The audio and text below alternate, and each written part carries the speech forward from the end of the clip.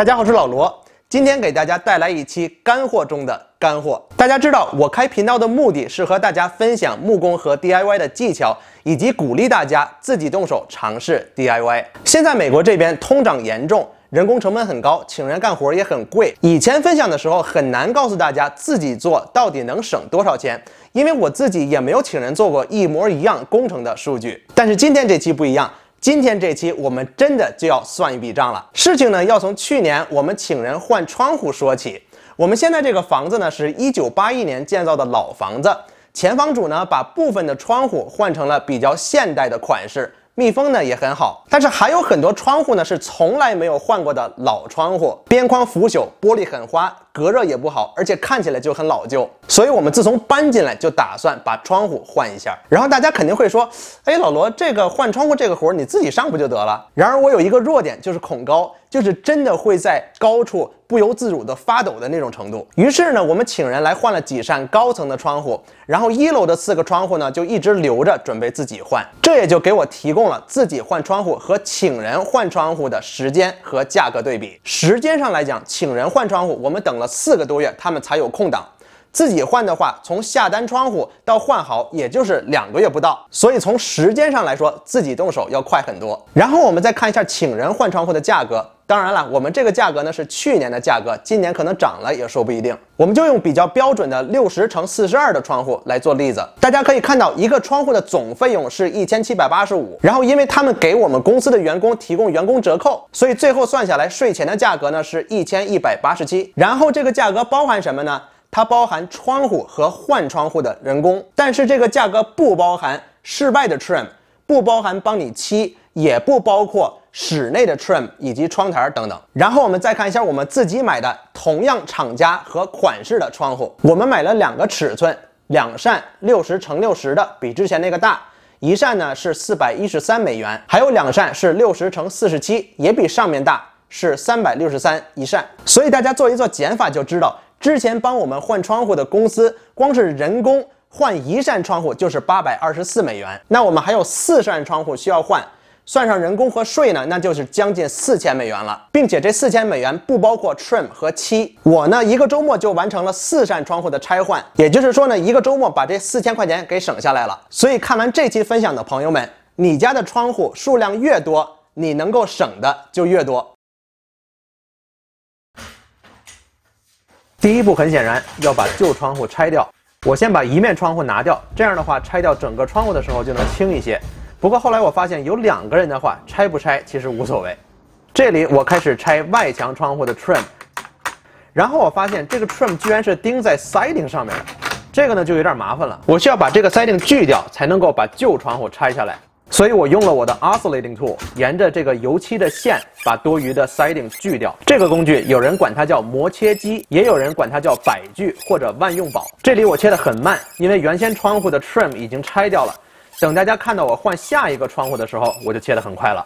现代的房子通常窗户和室内装潢是2个独立的东西，所以这里我在想办法把窗户和室内的 trim 分开，试了很多种方法，居然毫无奏效。正当我在纳闷这个窗户和 trim 怎么粘得这么牢固的时候，我才发现我这个古老的窗户和室内装潢的 trim 居然是一体的。这个窗户是用钉子固定的，所以我把钉子全都找到，然后一个一个撬开。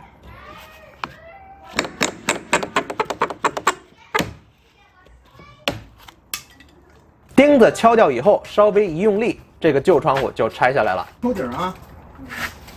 等会儿啊，等会儿，因为我不知道它有多重。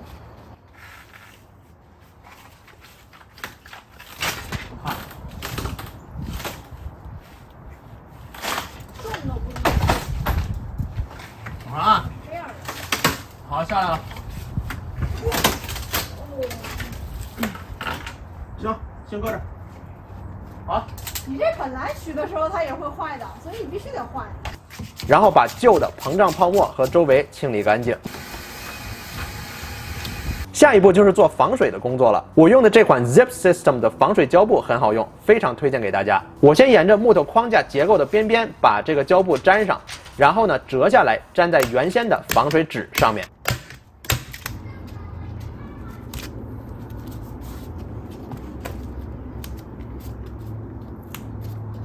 在拐角处需要特殊注意一下，我用的呢是 Zip System 的 Stretch Tape， 专门来对拐角处进行防水。我看有些人在拐角处也是用普通的防水胶布，但是呢需要把胶布剪成一个蝴蝶结形状，用这个 Stretch Tape 就方便多了。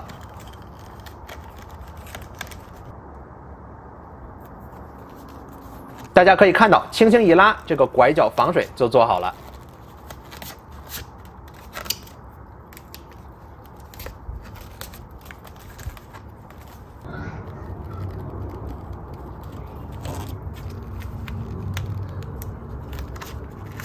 其实我看到有些工人在装窗户的时候，只是对最下边的框框和2个拐角进行防水措施，因为要防止积水。不过呢，我是给自己家房子干活，所以我宁可多花一些时间，把4个边和4个拐角都做好防水工作。顺便说一句，这个防水胶布放上去以后呢，需要拿一个滚子滚一滚才粘得牢。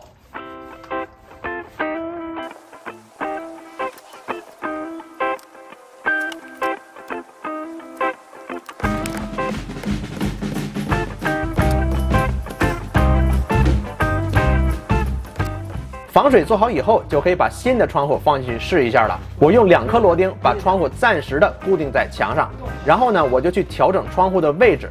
主要的目的是要确保窗户的水平和垂直，以及窗户开关都不费劲儿。我们知道，用来给房子搭框架的木头不是100%的直，所以有些时候呢，需要给新的窗户下面加一些小的木片，把它垫起来。不然的话呢，窗户可能就关不上了。像这种很长的左右开关的窗户，如果遇到关不严的情况，那多半可能是因为窗户中间的地方需要垫高一点点。这一步至关重要，所以要花一些时间来调整好新窗户的位置。调整好以后，我把窗户拿掉，挤了一圈防水胶，然后呢，把窗户再放回去，固定好。固定好以后，我用防水胶布把窗户的外沿边边封好，这样就可以更好的防止水气进到房子里了。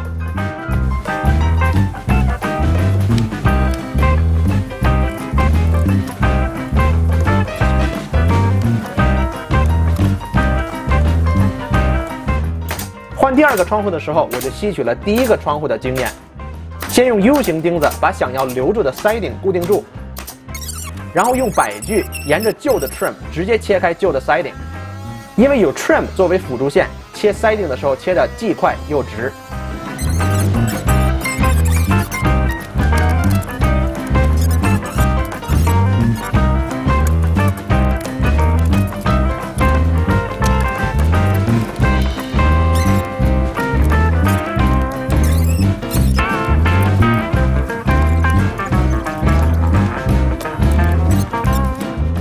然后同样的方法，撬开钉子，把旧窗户取下来。这边轻，这边沉。哎，对。大哥那边。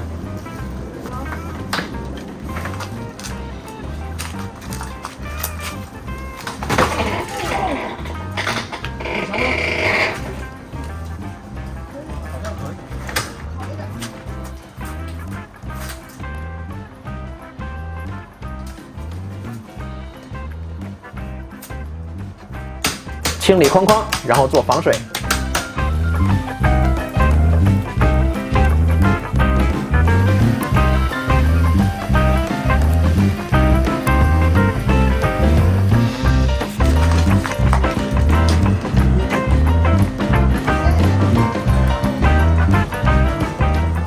安装窗户流程还是一样，先放上去试一下，调整一下位置。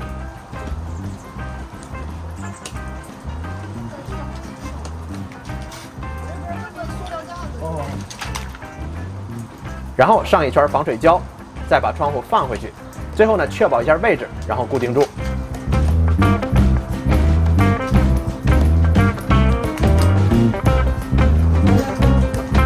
所以你干活慢呢。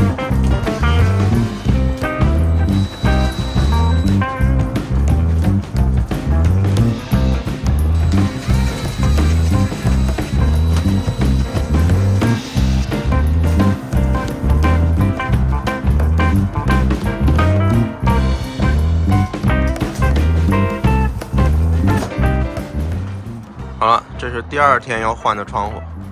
这2个就比较讨厌了，是因为这块刚好有一个这个漏水的管子在这儿挡着，它刚刚好在这个 trim 的前面，所以我得想办法先把这个管子卸下来，然后才能够把这个窗户卸下来。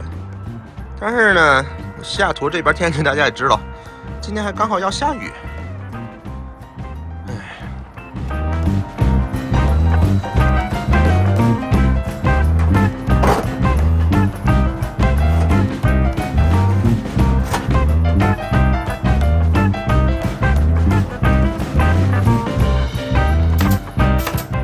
这边的这两个窗户 trim 是连在一起的，不过拆卸方法都一样，先加固 siding， 然后切槽，把这个 trim 和多余的 siding 取下来。其实不一定每个人都会遇到我这种很麻烦的情况哈，因为不是每个房子都会有我这种 siding。大家现在都应该知道步骤了，拆钉子、拆窗户。有些窗户呢是用螺钉固定的，那样的话呢会比较容易拆。不过值得注意的呢是，有些窗户的螺钉口会被后来加的胶封住，那样的话就比较麻烦了。开始啊！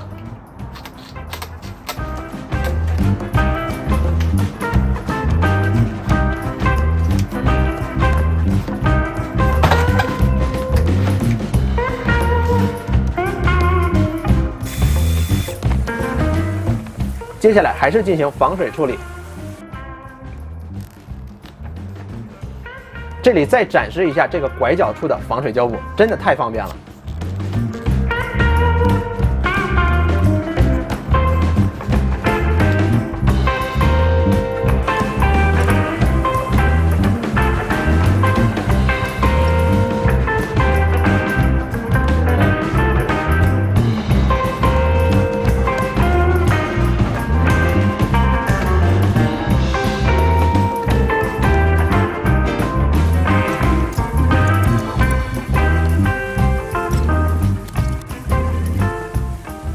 当我在拆最后一个窗户的时候呢，开始下雨了，所以我暂时的把漏水的管子又装了回去。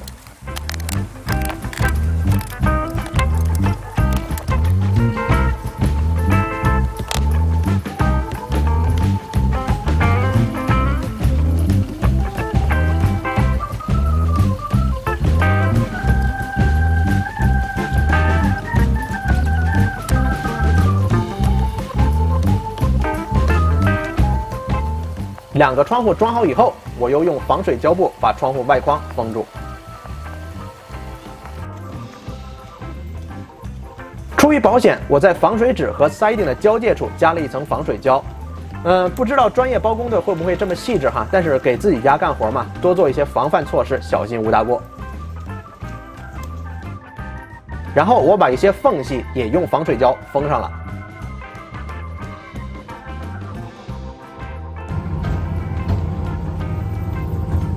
有时候我真觉得这个 SUV 可能比 truck 还好使。窗户换完以后呢，就是装潢的部分了。我从 Home Depot 买了室外和室内用的 trims。我上次和大家分享的手提式圆锯机切割辅助工具，在这里就派上用场了。室外的 trim 对精准度要求不高，用这个刚刚好。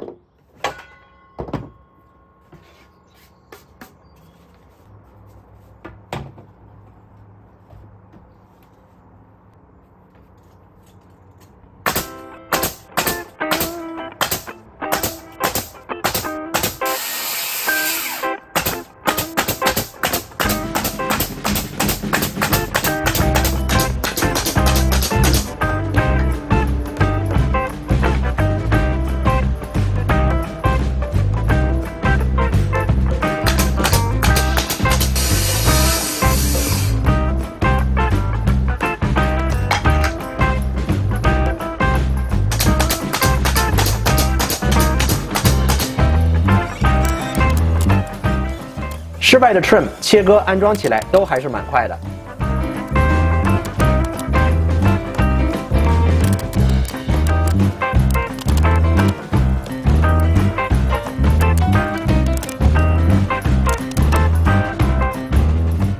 然后我用防水胶把室外 trim 的缝隙都封好。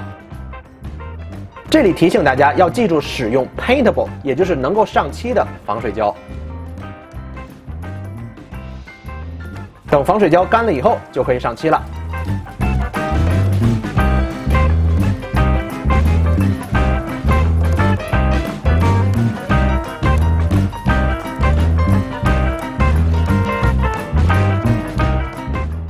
的活，首先要把缝隙先填上。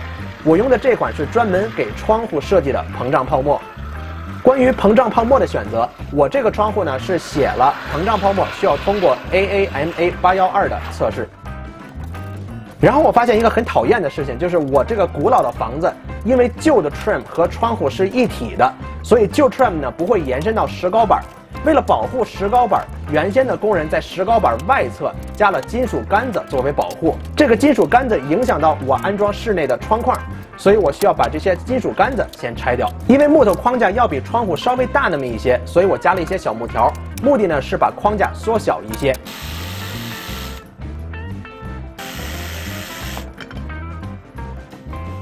然后就是安装室内的窗框了，我用的材料是 MDF。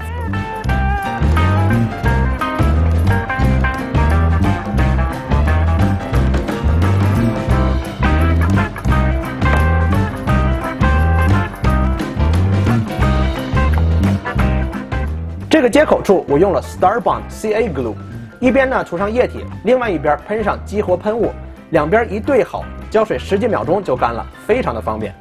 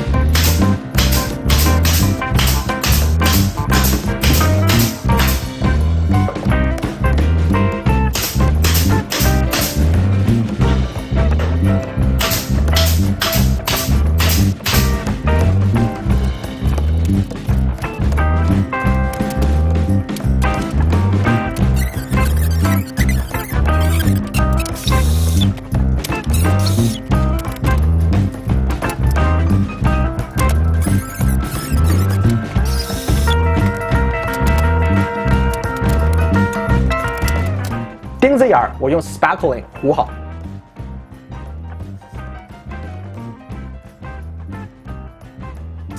然后拿砂纸打磨一下，保持平整。trim 之间的缝隙我用填缝剂，也就是 caulk 封好。这里有一个小窍门分享给大家，拿一块蘸水的海绵就可以很容易的抹掉手上的填缝剂了。最后就是上 primer， 也就是底漆，然后我刷了2层外漆，这样这个换窗户的工作就完工啦。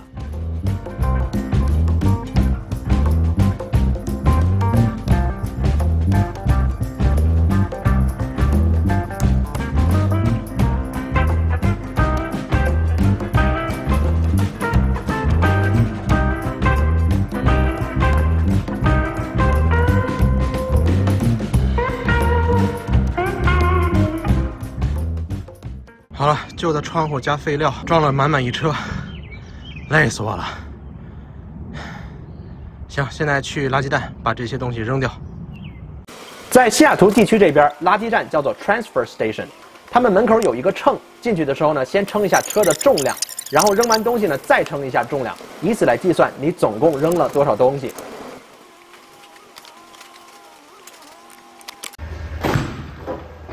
对，其实就是这么一个大垃圾坑。我去的这家是扔1吨垃圾要154块钱，然后呢28块钱起步，也就是说进去什么都不扔也要交28块钱。我总共扔了0.23吨的东西，算下来加上税是39块1分钱。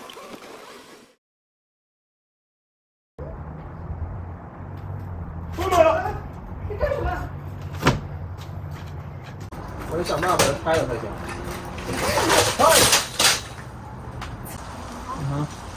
哎，我手。好了。